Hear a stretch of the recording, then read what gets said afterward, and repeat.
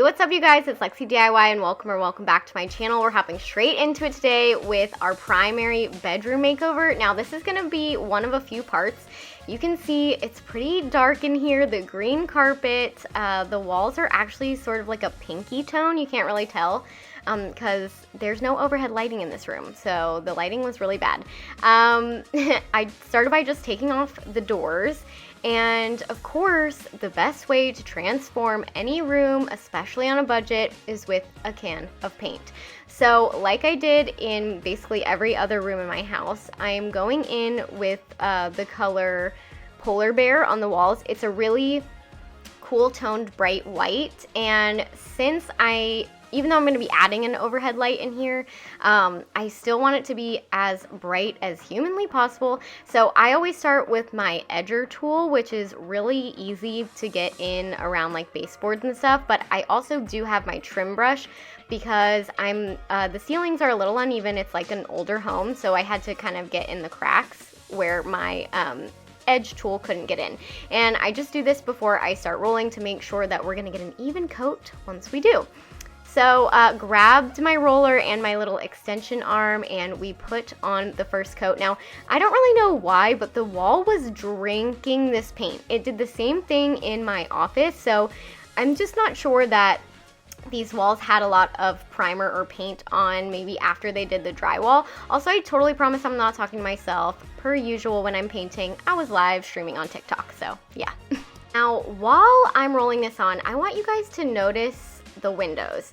2 of them are original and 3 of them had been replaced, and they don't match, which drives me crazy. And although the like crisscross on these is a lot of character, it drives me nuts that they don't match, and they're actually smaller because you can see all of like the framing on the inside of those windows versus the other ones, so they let in a lot less light. Plus it's just like this awkward corner of windows.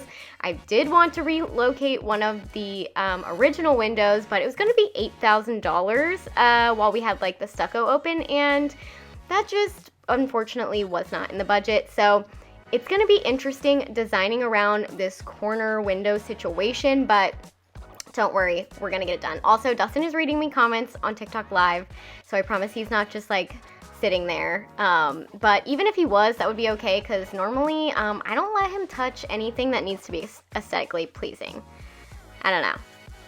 Maybe I have control issues. But look at him being so cute. He took Rick the Brick's little construction hat and he put it on his head. And that gave me a laugh that I really needed that day. And then I just continued to roll on. I did end up doing 2 coats, and I also did 2 coats on the ceiling, but I'm not going to show me rolling on the second coat or doing the ceiling because, you know, you guys only want to see me paint so much. You know what I'm saying? We're also going to get around to like a lot of things in today's video, so just buckle up. It's going to be a wild ride, and we are taking out this green carpet today, so stay tuned till the end. I promise it's worth it. It was time to change out the ceiling fan. Now, we opted this time for a ceiling fan with a light, and that way we could, you know, have some overhead light in here. And so we just had the electricity off, obviously. Took down the old one and put the new one up. Now the only thing is, this ceiling fan it wasn't connected since it didn't have a light to the light switch. Only an outlet in our room is connected to this light switch. So luckily, you know, this does come with a remote, so that's how we can turn it on and off. But it is kind of weird that we can't use this light with the light switch, so I don't know. Maybe one day we'll get an electrician in here and ask if they can like switch that around, but definitely not something we're going to take on by ourselves. Of course, we had to make sure it all worked and it was good. So then we turned the electricity back off and we swapped out all of the outlets. This is so much easier than it looks. It's really inexpensive and it makes a huge difference. We also did this for the light switch in the room too.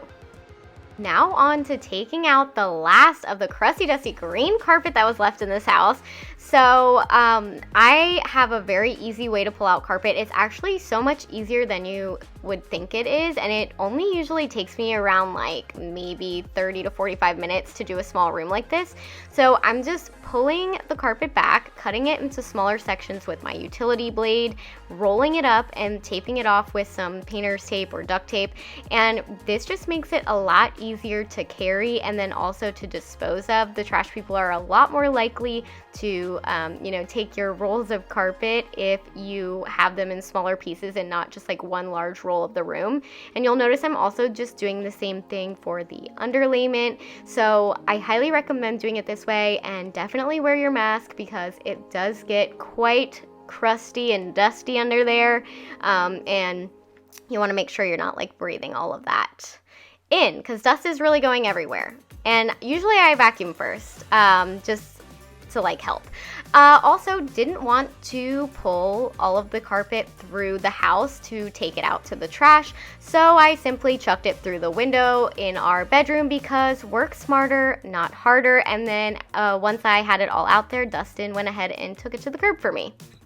I also took up the transition strip between the primary bathroom and the bedroom and just took up all of the padding underneath that, and we'll definitely be replacing that once the floors are down and good to go. But I did go ahead and do a really thorough vacuum of the room because, like I said, there was a lot of dust and debris, and I knew that Dustin was going to be coming in and helping me pull up the tack strips and the carpet staples, so I didn't want him breathing all of that in or getting it all over himself. And he so kindly offered to do this for me because my spine was hurting after all of the work that I had put in earlier that day. So shout out to our favorite supportive husband, Dustin, because I don't know what I would do without him, and I love him so much. Okay, anyway, now we're gonna be painting these windows and the trim. Now, listen, I really wanted to paint the windows black and the trim white like I did in my sunroom and in the living room, but here's the situation. You see those cross-like windows? Those are not wooden. The crosses cannot be taken out, and I would be painting plastic. So chances are it would not hold up very well, and I wouldn't be able to get to the little X pattern on it to make that black. Now, it would just look weird if the window frame was black, the trim was white, and then the X's in the middle were white.